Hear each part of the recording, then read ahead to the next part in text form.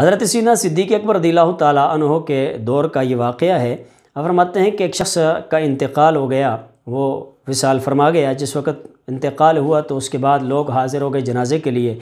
کیا دیکھتے ہیں کہ کفن کچھ حرکت کر رہا ہے۔ جب اوپر سے کفن کو ہٹایا گیا تو دیکھا نیچے ایک سانپ موجود تھا۔ لوگ سانپ کو مارنے لگ گئے۔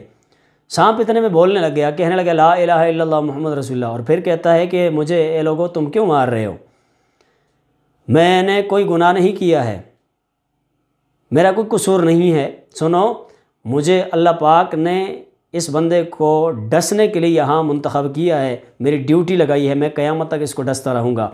جس وقت لوگوں نے سانپ کی یہ باتیں سنی تو متعجب ہو گئے۔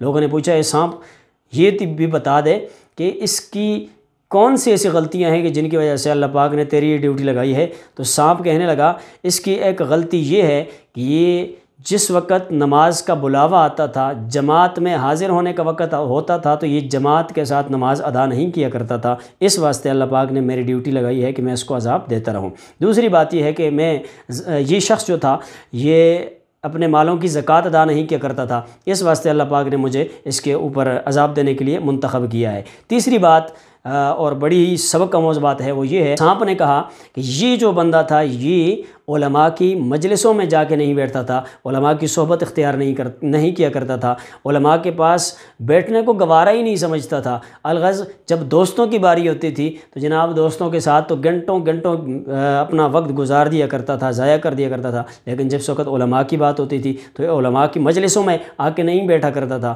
اس واسطے اللہ پاک نے میری ڈیوٹی لگائی ہے کہ میں اس کو قیامت تک عذاب دیتا رہوں۔